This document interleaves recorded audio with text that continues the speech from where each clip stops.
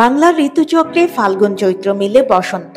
চৈত্রের সঙ্গে সঙ্গে সেই ঋতুরাজ বসন্ত বিদায় নিয়েছে। চলছে বাংলা নতুন মাস বৈশাখ।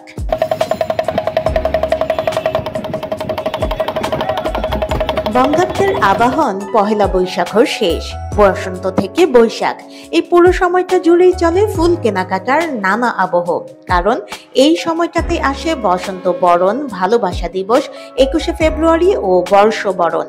আর এই 2 মাস সহ সারা বছর জুড়ে সারা দেশে প্রায় 600 কোটি টাকার ফুল বাণিজ্য হবে বলে লক্ষ্যমাত্রা নির্ধারণ করেছিলেন ফুল ব্যবসায়ীরা। কিন্তু তাদের সেই লক্ষ্যমাত্রা এবার পূরণ হয়নি। আমরা ফেব্রুয়ারি কেন্দ্রিক আর কি, মাতৃভাষা দিবস, পয়লা ফাল্গুন, ভ্যালেন্টাইন ডে, এটা একটা টার্গেট করে আমরা 300 কোটি টাকার একটা ফুল বেচা কিনে হবে, একটা টার্গেট থাকে আমাদের। তো গত বছরও আমাদের এই টার্গেটটা ফুলফিল হয়েছিল, কিন্তু এইবার আমরা করতে পারিনি। তাতে হয়তো 250 কোটি টাকার মতো ফুল বিক্রি হয়েছে অল ওভার বাংলাদেশে এই ফেব্রুয়ারি কেন্দ্রিক যে 3টা অনুষ্ঠান, সেই অনুষ্ঠানে। আর ডিসেম্বর থেকে নিয়ে ইজি করতে গেলে, ডিসেম্বর জানুয়ারি এই 2টা নিতে গেলে এবারে যে 2টা মাসে 200 কোটি টাকার ফুল বিক্রি হয়, সেখানেও আমরা প্রায় 50 কোটি টাকার কম বিক্রি থাকি।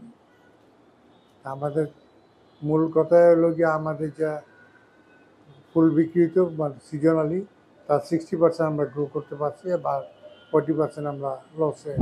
এই ক্ষতির জন্য বাবুল প্রসাদ রাজনৈতিক পরিস্থিতিকেই দায়ী করেন। রাজনৈতিক পরিপ্রেক্ষিতের কারণে, ক্রেতা কম হওয়ার কারণে আমরা এবার ভ্যালেন্টাইন এবং পয়লা ফাল্গুন বলেন, মাতৃভাষা দিবস বলেন, কোনোটাতেই তেমন একটা সুবিধা করতে পারি নাই।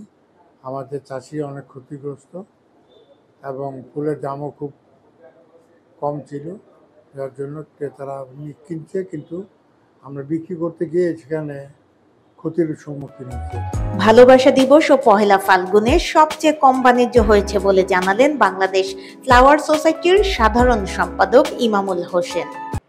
আমদানি বেশি হয়ে গেছে। দ্বিতীয় কথা হচ্ছে মানুষের যে ক্রয়, আমাদের যেটা টার্গেট থাকে যে এই শ্রেণী পেশার মানুষ থেকে শুরু করে এই পেশা পর্যন্ত মানুষ কন্টিনিউ ভ্যালেন্টাইনে ফুল কিনবে।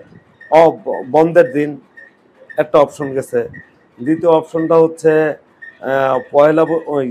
পয়লা ফাল্গুন আর হচ্ছে ভ্যালেন্টাইন একই সাথে। কিভাবে আবারও ফুলের বাণিজ্য বৃদ্ধি করা সম্ভব, এমন প্রশ্নের কিছুটা সমাধান দেন তিনি। এক্সপোর্টের হাব নতুন করে তৈরি করা যায়, সেখান থেকে যদি শুরু করা যায়, কেউ দেখলো, যারা কর্পোরেট বিজনেসম্যান আছে তারা যখন দেখবে যে এতে বেনিফিট আছে, তখন অটোমেটিক এটা রাইজ আপ করবে। রাজনৈতিক পরিস্থিতি ভালো হলে নতুন করে ফুল বিক্রি বাড়তে পারে বলে আশা প্রকাশ করেছেন ফুল ব্যবসার সঙ্গে জড়িতরা।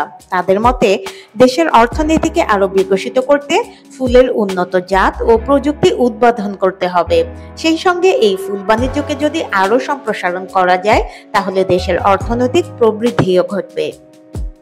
ফারহানা নীলা, সারাবাংলা.net, ঢাকা।